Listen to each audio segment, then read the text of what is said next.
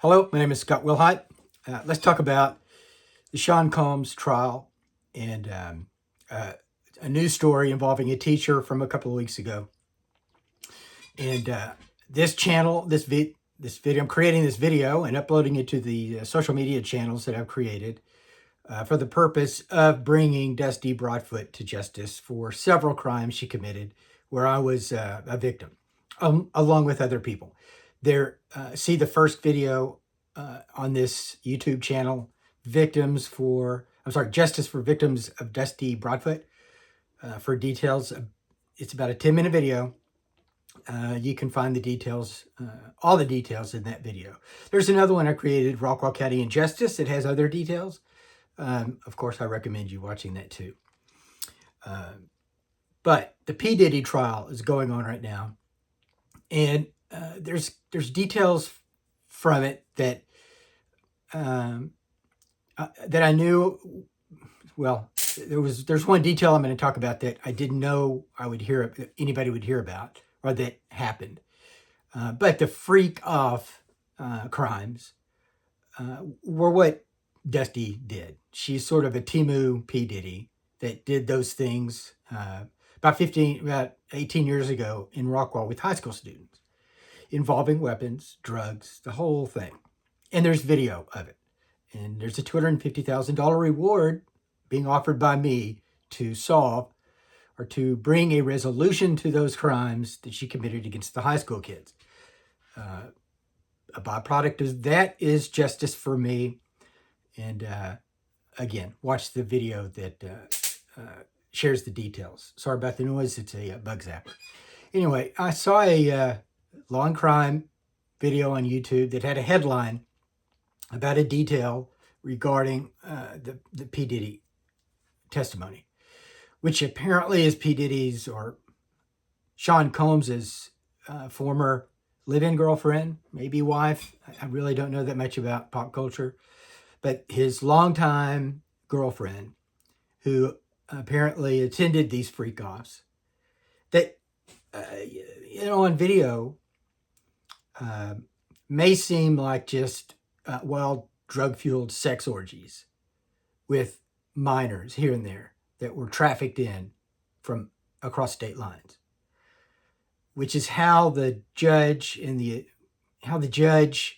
defined them or described them for the jury in the P. Diddy trial. Because there's some stipulation that goes on in these types of situations with video evidence, mostly as it relates to CSAM.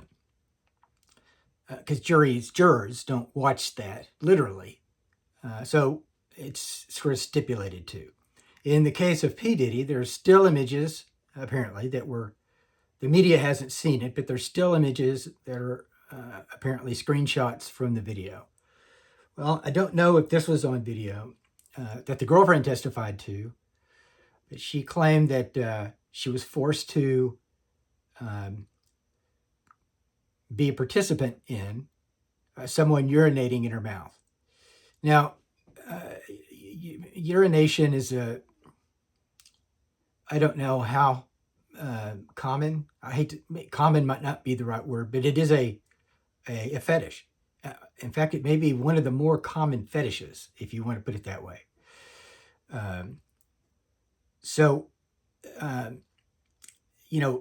It may be shocking to people who have no fetishes at all, which is, of course, the vast majority. Well,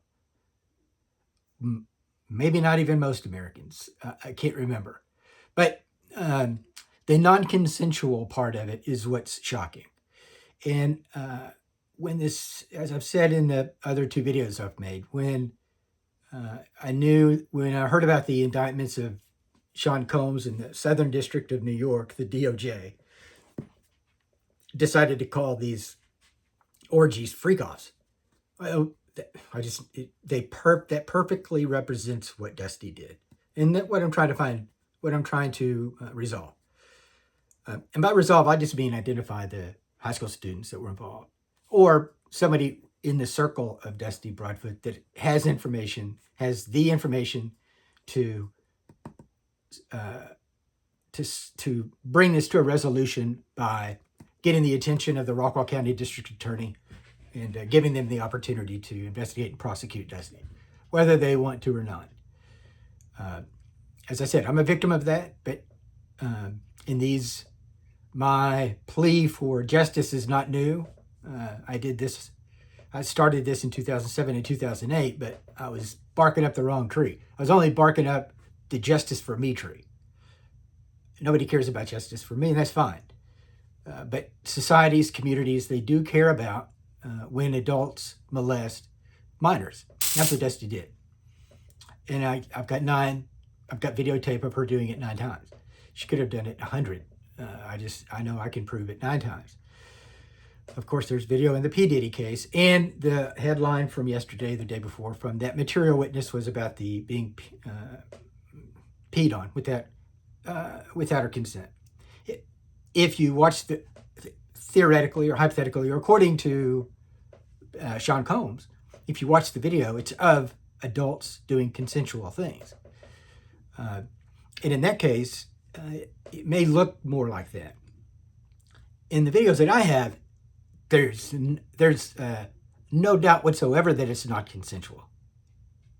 In the Sean Combs videos, and I don't mean to minimize that's my dog. I don't mean to minimize the egregiousness or the seriousness of what they've alleged Combs did. But Combs will tell you, the defense will tell you, that if you watch the videos, it's just a bunch of consensual people doing freaky sex orgies with drugs. Okay, if you watch the videos of Dusty, what Dusty did, there's no sort of prima facie, there's no mistaking what was going on was non-consensual.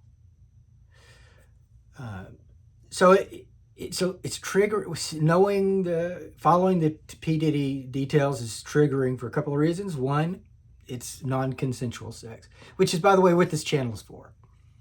Ultimately, I mean, I'm a human who wants a perfect society and perfect justice. And perfect justice involves no non-consensual sex anywhere in the world, right? We're all endeavoring to be perfect humans. That's just kind of what we do. There's about 2% of us who are working against society. The rest of us, at our core, we want a perfect society. So this channel, in my case, I can bring attention to what non-consensual sex looks like. So the P-Diddy trial, she said that happened. Well, coincidentally, not only are all those other details similar, as I explained, the urination fetish is something Dusty tried to do. She claims that she had, and that she claims that she had when she wanted to do that to me in 2006 and record it while some high school kids are watching. Now for this, I wasn't aware of the high school kids, but we were able to have she brought it up and tried to talk me into it. Urination, pee. And yes, I've got a video of this. In fact, Dusty is sitting on the toilet telling me she wants to do this while I'm holding the camcorder. And in this instance, I'm going to say this, but it's chilling to think about. Anyway, she tried to talk me into doing it, and I've also said in a previous video that her crimes were motivated by hate. They were all hate crimes. That's true too, and I can prove it. Let me back up. Pee fetish is not my thing. So that didn't happen. But not for lack of trying by Dusty. She tried to do that shit. Now, 2 years and a half later, she admitted to the FBI that she did not like that stuff. And I've said in the Rockwell Injustice video on this channel that Dusty wasn't the brightest tool or the sharpest tool in the shed as it relates to her conversation with the FBI and the 302 form that they filled out as a result or afterwards. But what I really meant by that's sort of a subtextual insult of probably the attorney she had with her at that time. A guy named Goodman, if I had to guess. He may not have been. I'm assuming she was represented by counsel when she talked to the FBI. And if she was, it's likely a guy named Goodman was consulting her. So it's not, Dusty's not that sharp. Goodman's not either. Outside of that, he's not.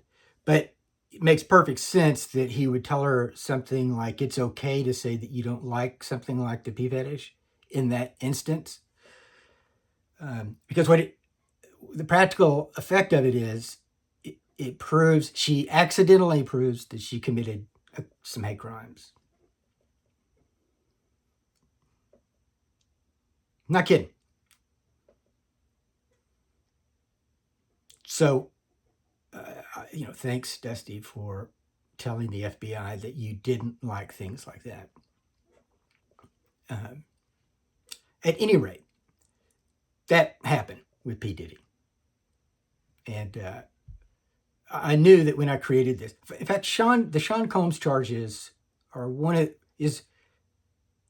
maybe one of the catalysts that finally kind of motivated me to stop procrastinating and revamp this campaign. I mean, I just retired. My dog is walking in and out. And so I don't have an employer's reputation to worry about. Although this is a positive channel with a positive message that involves the kind of absolute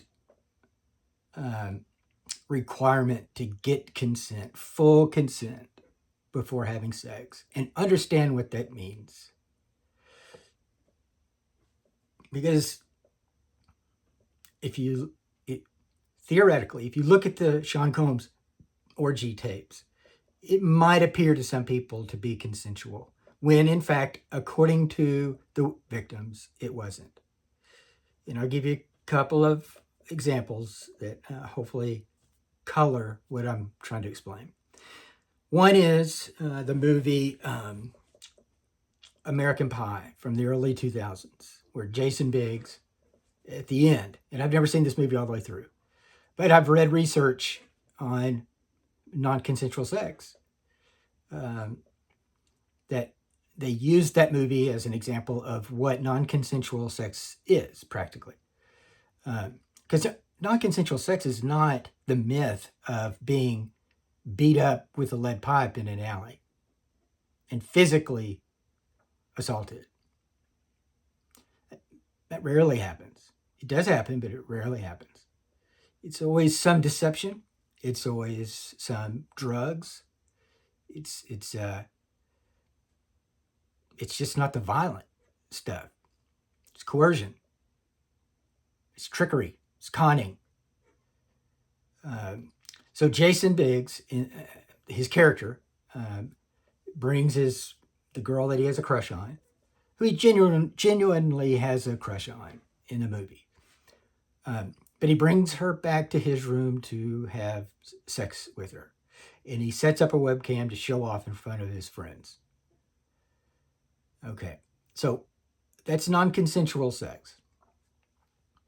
And it is because the girl is not fully informed of all the material circumstances of that setting.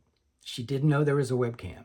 And so if you put yourself in that situation, and you were going to have an intimate act like that with a partner, and they took you to their room, and even if that, in the movie, it's portrayed as, Biggs is just proud of the fact that he is finally able to commensurate his affection with a pretty girl And so he's showing off his,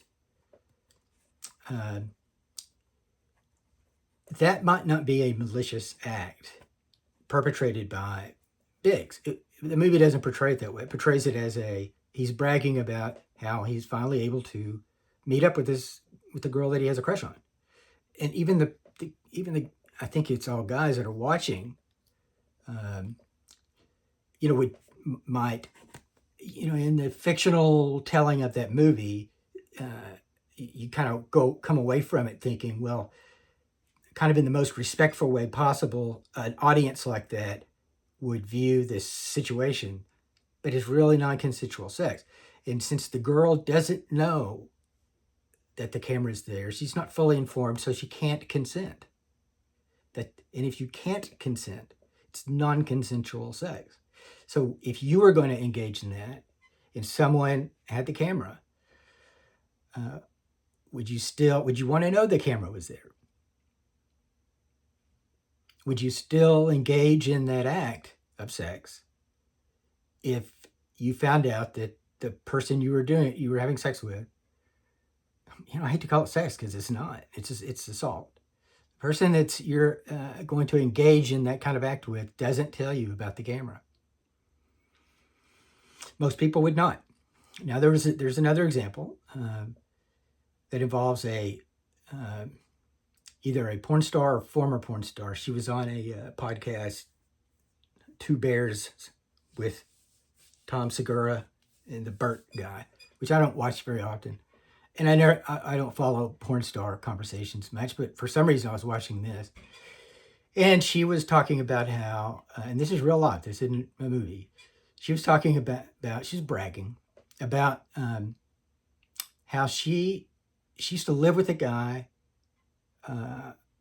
not married to him, apparently, that and she would, for excitement, according to her, telling Segura and the Burt guy, for excitement, she would go to a bar and pick up a couple of guys and take them back to her house where her boyfriend was hiding in the closet. And then she would have sex with the two guys. Well, technically, that's non-consensual sex.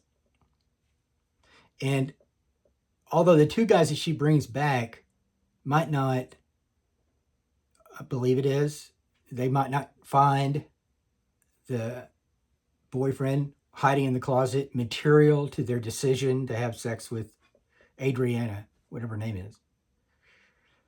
But technically, she took their ability to be fully informed. She took their ability to consent away. She took their sovereignty away. And I don't mean sovereignty in the kind of sovereign citizen deal. I mean personal sovereignty, your right to make decisions about your own body. She took that away. Now, if they knew, as I said, they might not be offended, but that's not the point. You can't take risks like that. So that's the second example. A third example, every time I tell the story of, even if I write it, and I did include this in my book, I just get emotionally, I just start crying. And it's about, and I probably won't now because I recorded this earlier and just had to shut down. But Tyler Clementi, he's from somewhere, I think in New York State, and he was a freshman at Rutgers University, or he moved into his dorm at Rutgers in August of 2010, and he was gay, and apparently, according to reports, he's the perfect kid. He's straight A's, followed rules. He's your perfect salt of the earth human who's going to do good everywhere all the time. And sadly, because of his sexuality, afraid to date anyone, especially in his hometown. Even though his parents either, I can't remember now if they knew or they, of course his brother says, Tyler's brother says that he knew and that he thinks his parents, and he would have known at this point, but he thinks that his parents knew while Tyler was keeping it a secret. He's keeping it a secret. He's keeping it a secret because he's ashamed, because our culture and our society are fucking idiots. So he hides that part, and that makes it extra sad. That's why I bust out crying every time I seriously write about it or think about it. But so Tyler goes to Rutgers University, and he moves into a dorm with another kid, another boy, 18 years old, probably both of them. That his roommate or dorm mate somehow figures out he's gay. And Tyler decides he wants to finally have a date with another gay boy. And that. So he meets a gay guy on the internet and hooks up with, has a date. And Tyler told his roommate, his dorm mate, look, I want to have a date on this night. So can I have some privacy in the room? Nothing sordid, just a date. And the guy said, yeah. Well, the guy sets up a webcam in the room. Now, the dorm mate sets up a webcam in the dorm and live streams Tyler bringing his date back to the dorm, where Tyler and the other guy kiss a few times, and maybe, and hugs. I mean, there are no bases. This is kissing. It's flirting and a crush, and what makes it really egregious is, according to Tyler's brother and family, it's sort of his first time to express these emotions, human basic emotions, and he's exploited by his dorm mate. Kind of like the American Pie thing. Although the dorm mate's not engaged in the act, he's streaming it. Only kissing. Well, Tyler found out, and he promptly took a taxi to the Brooklyn Bridge and jumped off and killed himself. So don't take these things lightly. Tyler, in that case, was consenting to and enjoyed and had no reason to distrust who he's, kissing and hugging or whatever they did. But it was his dorm mate who set him up. And that falls in line with what Dusty did. Only much, much worse. And the video part of the P-Diddy trial is pretty incidental. And a Texas Ranger told me that once about a videotape in a non-consensual sex scenario, that the video camera technically is incidental, which it is, theoretically. And in the case of Dusty, I've got the tapes, so I'm not saying anything I can't prove. So consent, and that's a sort of a subtext, or it's one of the things that I always want to be in the mind of whoever watches this, is the importance of fully informed consent, even if it's awkward to work that part out before something as simple as a kiss. It's life or death in some instances. Okay, so P-Diddy. There was a story a couple of weeks ago about a teacher who got caught. There's a story every other day about a teacher getting caught having sex with a student. And in that case, the teacher is a little different than Dusty, because the teacher is in an authoritative kind of role in the students' lives. So the crimes are kind of elevated a little bit as far as criminality. In this case, the teacher was meeting one of her students in the front of her house in the driveway at 1:30 a.m. each time they hooked up. Again, this falls exactly in line with how Dusty did this. It wasn't exactly at 1:30 every night, but it was the middle of the night. And when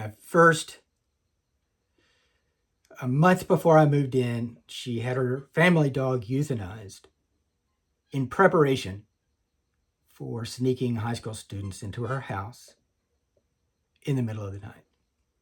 because if the dog is there, it's likely going to bark when some neighborhood high school kids come sneaking around the backyard to go walk in the back door of the house. Previously, according to her, these high school students came in the garage with her and her husband. And this is, I don't have video of this. This is just her telling me after I moved in, by the way. So and it didn't really resonate. It did not really resonate when she told me, but made perfect sense afterwards. But anyway, she had the dog then when she was married to her husband, Tony Corsi. And according to Dusty, they had orgies in the garage with these high school students. And while she owned the dog. But the dog is either in the house or, it's not strange humans. I don't know if dogs have a sense of people sneaking into a house, but that's why she had the dog euthanized. And understand Dusty's daughter has a potential MO in this. I don't think she does. I don't know much about it, but anyway, Dusty did that. So I also made a video last night and uploaded it to YouTube and maybe TikTok. That was kind of vague, and I wanted to put a little color, a little context to that. A couple of weeks ago, I made a Reddit post where, first of all, remember last night, if anybody watched the video last night, I said don't hate anybody, and how I don't hold grudges, and I don't. I want justice. I want my dignity back. I want my life back, and there's a way that happens. But there's no revenge. There's no grudge. And even with that Judge David Rakow, I don't have any animosity towards him. He just happened to be the utility I needed in order to tell a bunch of other details that needed to be told.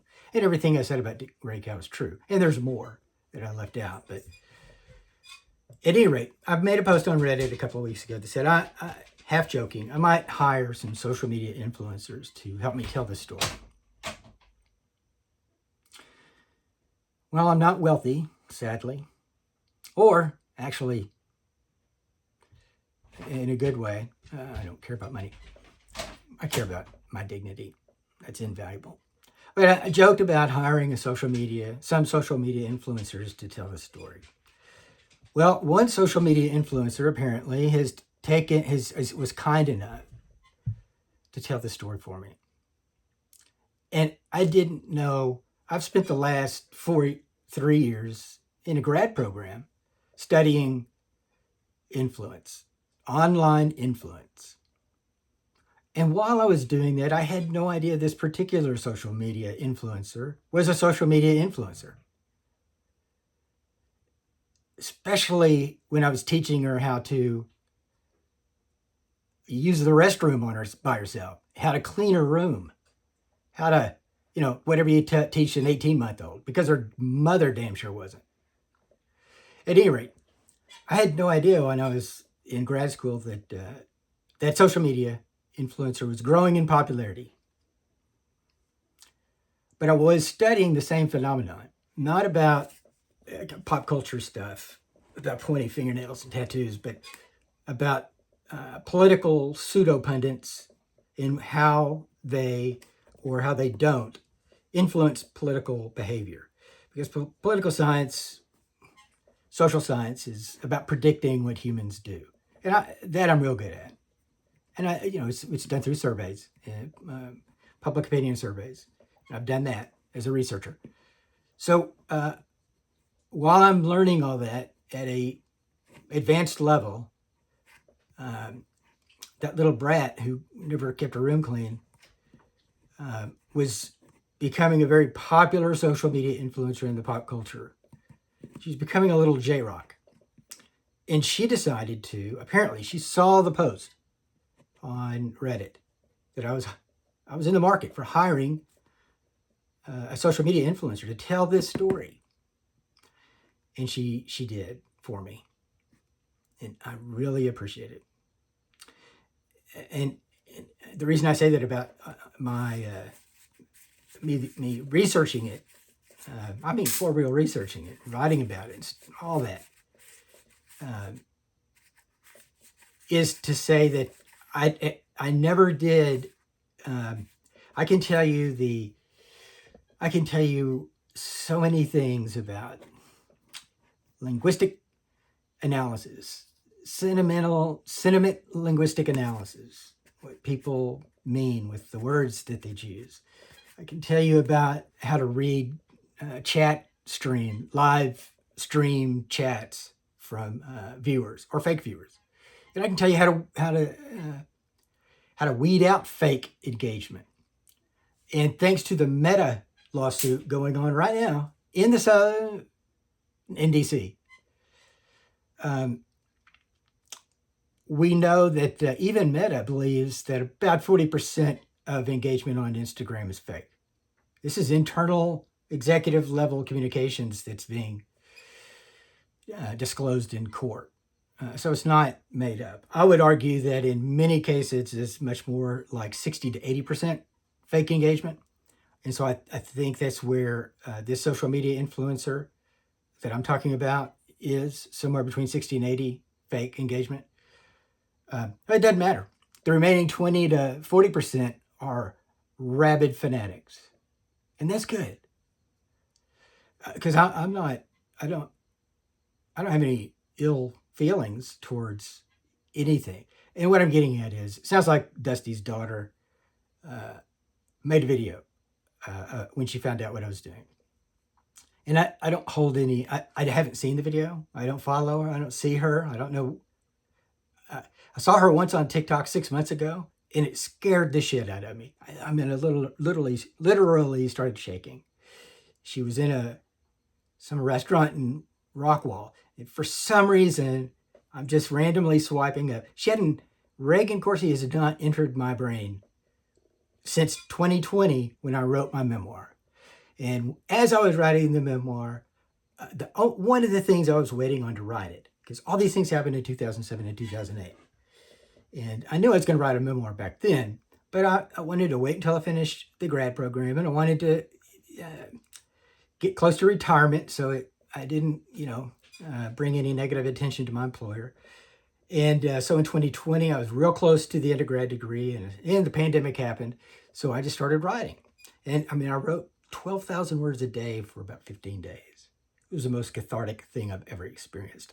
And I've done MDA, and I would be addicted to it if I could get it on a daily basis or synthesize it.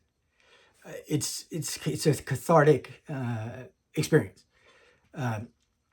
Well, writing the book was, and as I was writing it, I thought, okay, well, one of the things on the list to check on is how old Reagan was, because she was the youngest of my kids and Dusty's kids.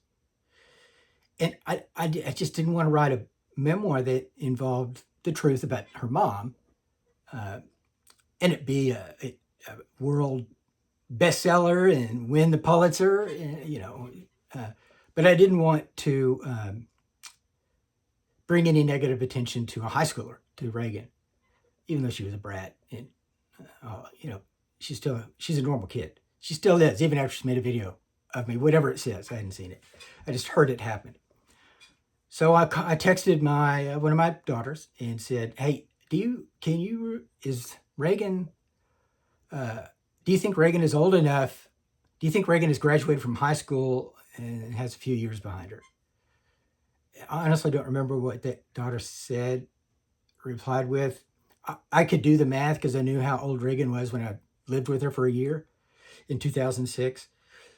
My daughter probably told me yes, but not in a way like, yeah, you can, it's fair game. She just, I came to know, yeah, Reagan's old enough in 2020, April 2020.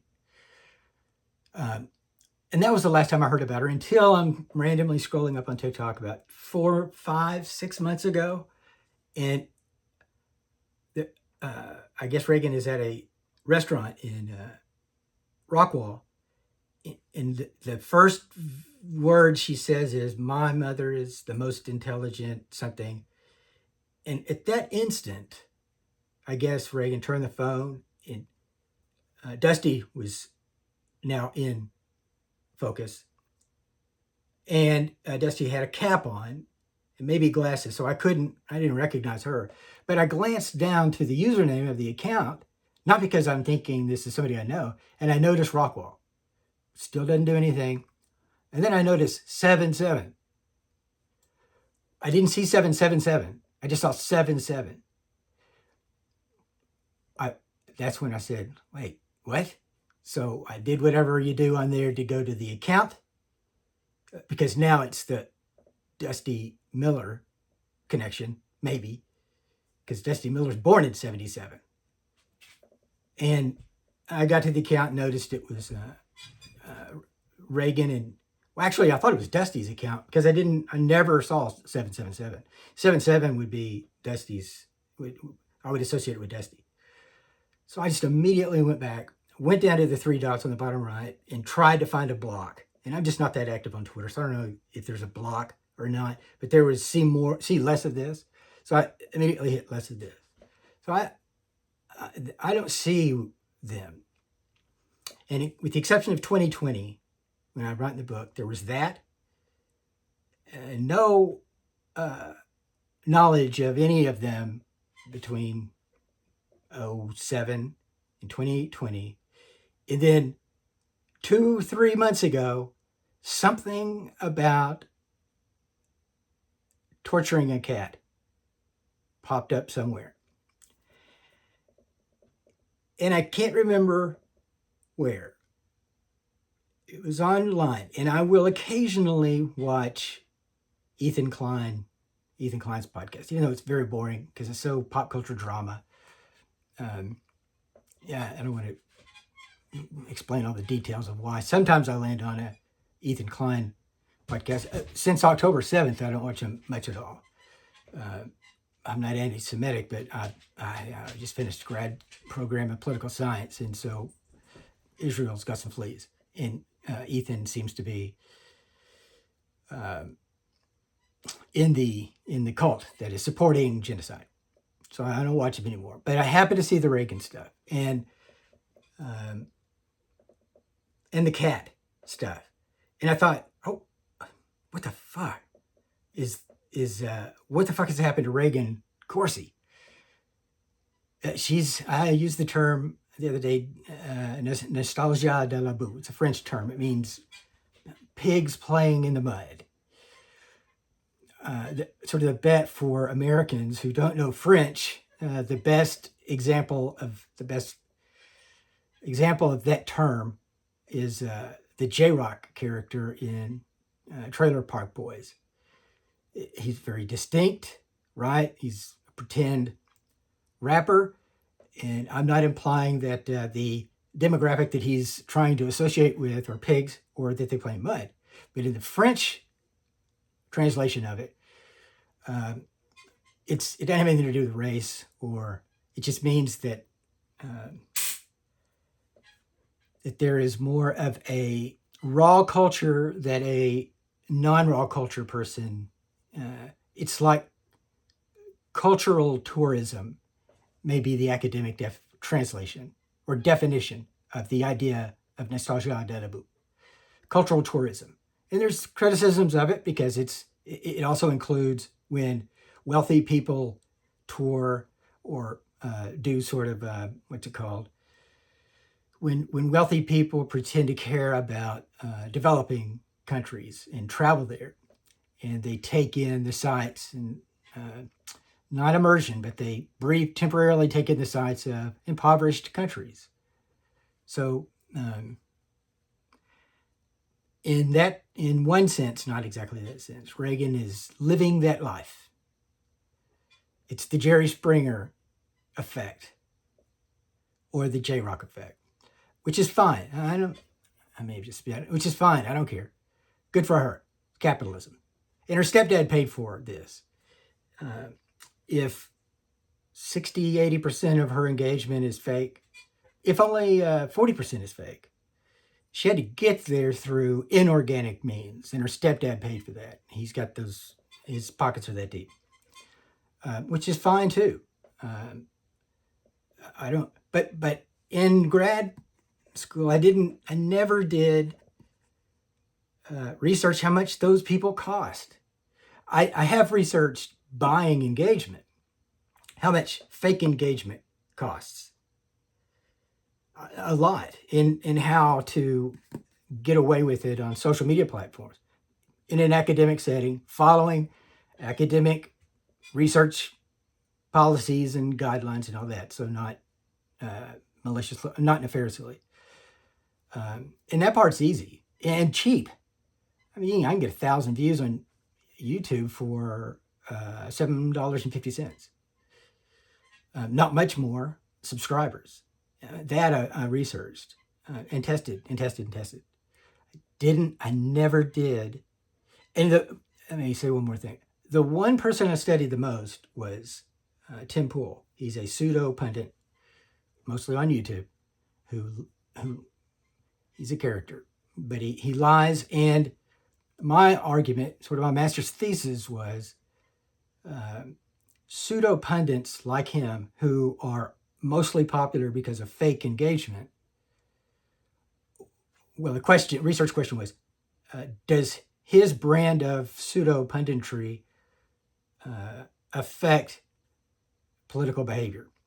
So does Tim Pool make anybody go to the voting booth and vote? That's basically my question synthesized, reduced.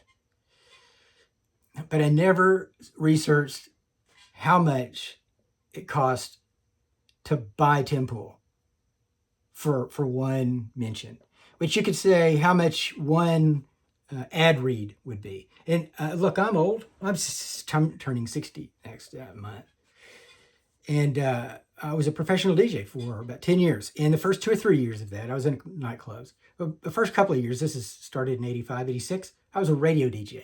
And we used to have a thing called radio. And when we had a radio, it's the same thing, I think, with Spotify or anything else. There were advertisements. And of course, companies would pay for ads. So I know that. I know how that works well. But I know that live ad reads by streamers now cost a lot. But I never knew the cost of having an influencer kind of pretend like they're doing a organic promotion of something that they just discovered. Give it a good review, pass this information that they just found out. I may be talking to the choir. I'm sure a lot of young people understand the pop culture influencer sphere more than I do. But my point is, I've studied that sphere in the political arena ad nauseum for a lot of years. But I just never did, just even out of curiosity, Google, what does it cost to have a social media influencer give you a review, bring up your name. And as I said in the video last night, that even our batshit crazy criminal President Donald Trump used to say in the 80s and 90s, of course I've known about him, heard his stupidity for that long, but he used to say, at least in the 90s, all press is good press. There is no such thing as bad press. So what the point I'm making is I never looked into how much it would cost to hire a social media influencer to make a brand popular. Well, I did. Not because I watched what Reagan did. I heard she made a video. I'm not going to play coy. Of course I knew something like that could or probably would happen, but that's not my motivation. I mean, I've been doing this since 2007 and 8. She's just a fortunate byproduct. But I'm addicted to one part of the internet, but not this part. So I don't see anything like that. And I didn't yesterday. I was busy, not on the internet, and not that I would have seen what Reagan did anyway. But I did hear about it through a third source, briefly, and told that person when they called, don't tell me anything. I don't care. I've already planned for this. Because there's also a body of scholarship on how people react when they become instantly viral, even for the wrong reasons. There's a book by John Ronson. It's called When You Become Viral or something. He also wrote The Men Who Stare at Goats and the Psychopath Test. I have not read the viral tweet or the viral social media post book. I have read the other two. I mean, they're great. True stories. Even the movie, The Men Who Stare at Goats, is from John Ronson. But it happened apparently where a social media influencer, Reagan Corsi, decided to share this story and this message, that the true message is understand consent. Don't be afraid to talk about it before an act like that happens. It's life-changing. Tyler Clementi killed himself. I am not the same person after 2006. After early 2007, when I discovered what she did. And in a bad way. It did not improve my life. It negatively impacted it. That's my bug zapper. 1,000%. I live life. I do normal things, but not in a normal way. I can't. There's no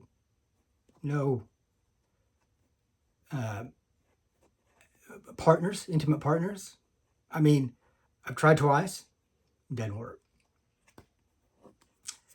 I don't know if the victims in the P-Diddy crimes are able to have healthy, active dating or loving relationships afterwards. I'm not. So that's one of the things. You know, how much value is that? How much?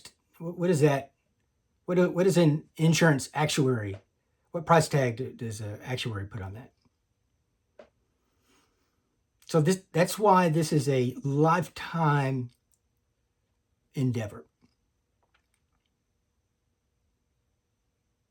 Justice starts with a criminal investigation by the Rockwell County District Attorney, right now, Culpepper. But I'm not calling her until somebody sends a tip with real information that would be of interest to the district attorney.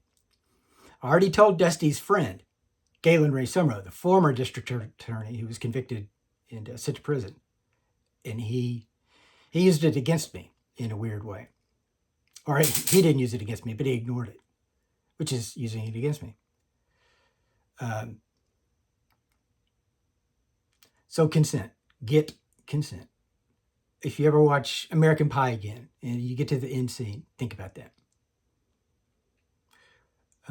And also think about something else. And this comes up in the research of how the public views consensual and non-consensual sex and victims of it. I'm a male victim of it.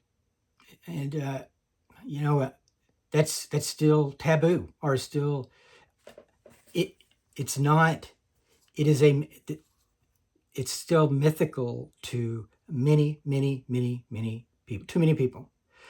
I know this for two reasons, because there's truckloads of scholarship. There's truckloads of academic research on this. There's a term for it. RMA, rape myth, something.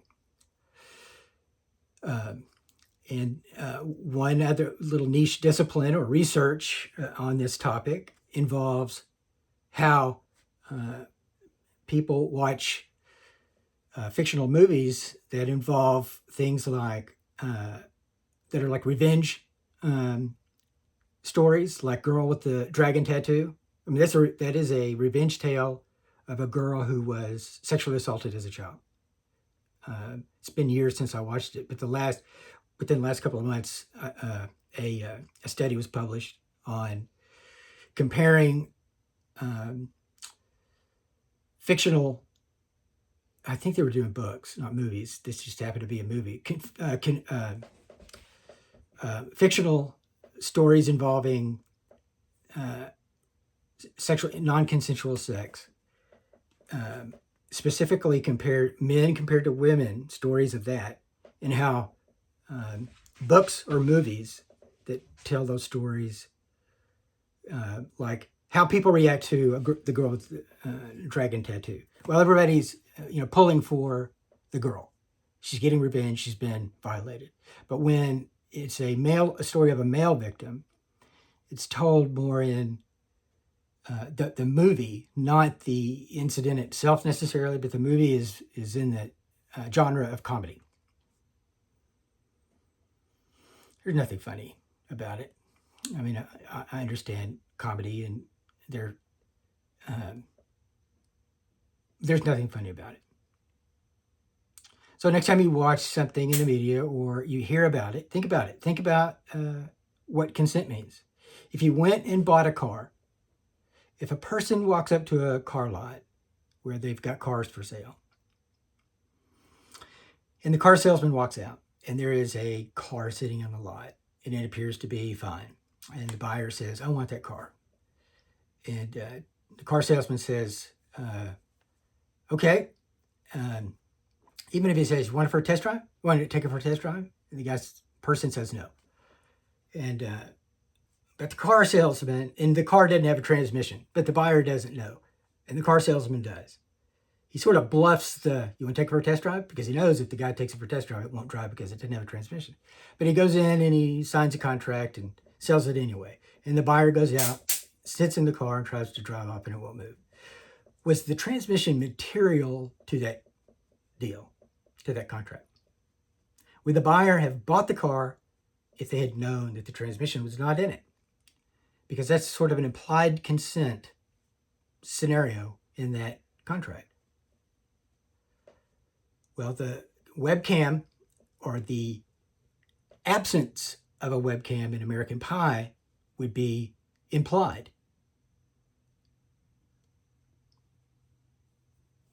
And should be. We should feel safe and not expecting to be violated in that way. So, and there's different levels of this. And I will tell you that in the American Pie, it's not a violent act of stolen sovereignty, but it's still non-consensual. And I will tell you that what Dusty did is on a 10, on a scale of 1 to 10. If 10 involves a lead pipe in a dark alley, then let's make Dusty's a 9. And I can prove it with the video. She's sworn to it to the FBI. And I think her attorney advised her that that was okay. And I've got the 302, and I've got the videos.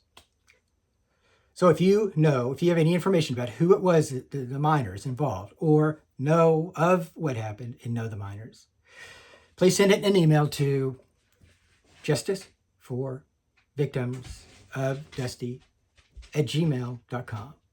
That's victims for FOR, victims of Dusty, DUSTY, @gmail.com. There's a $250,000 reward.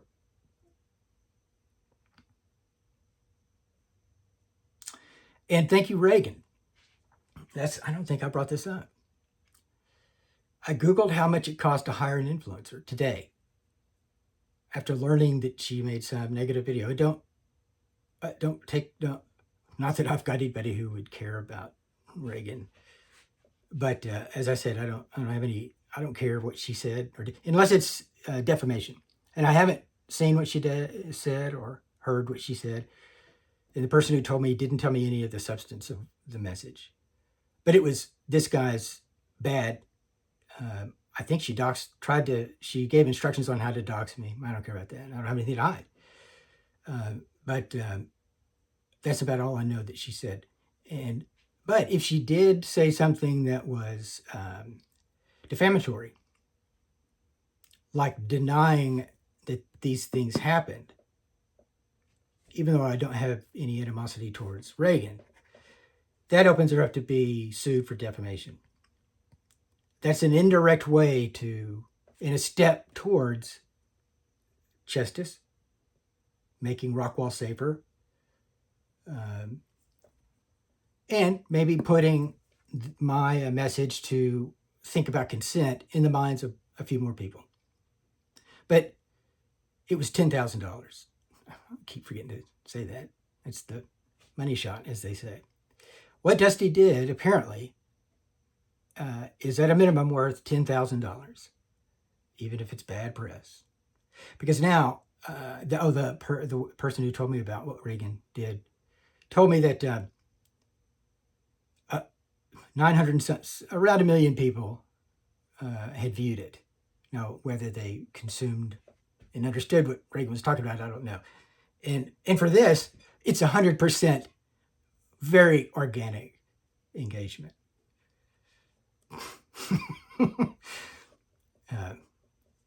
Whatever. But according to Google, an influencer with 1 million or more followers will charge as much as 10,000. Fuck, I can't remember. $10,000 for one message. I got a video. And Reagan, according to Ethan Klein, has 4 million followers. Does that mean what she did was worth $40,000? This is a gift. This is a good thing. Primarily because I don't have anything to hide. I don't have anything against Reagan. She doesn't know what she's talking about. And even though she was a victim of what her mom did, she's not impacted by it. She knew the things that were going on when they were going on, but she didn't know why they were. And her brother did too on one occasion that I know of, and I remember well. And I feel guilty about the way Dusty and I reacted to her brother freaking out when he saw someone walk up outside his bedroom door and coming and trying to sleep with me, and did sleep with me and Dusty, because he was scared, because some fucking high school kids are walking by his bedroom door in the middle of the night. And his family dog was killed by Dusty so she could do these crimes. That makes him a victim. That makes Reagan got scared once a week, if not more.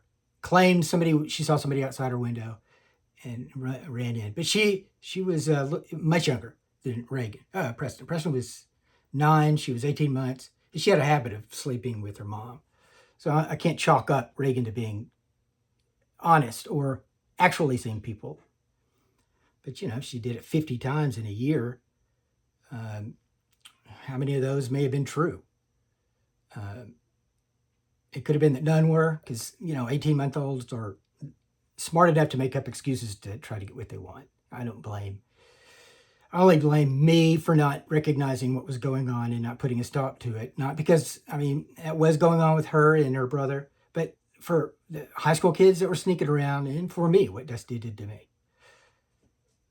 But unintentionally, that's what Reagan did. However mean she may have been, she can't be. That was a net positive, whatever she did. If she lied and I sue, and it's a clear defamatory lie, I can sue. I can't sue right now her mom because of the statute of limitations.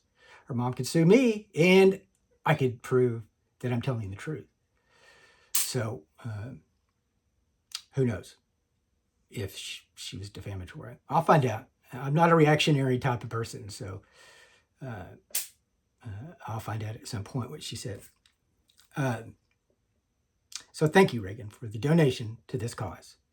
Because in the end, you'll find out. You'll realize that it is a worthy cause. And although, unfortunately, it is about your mother who really did do those things.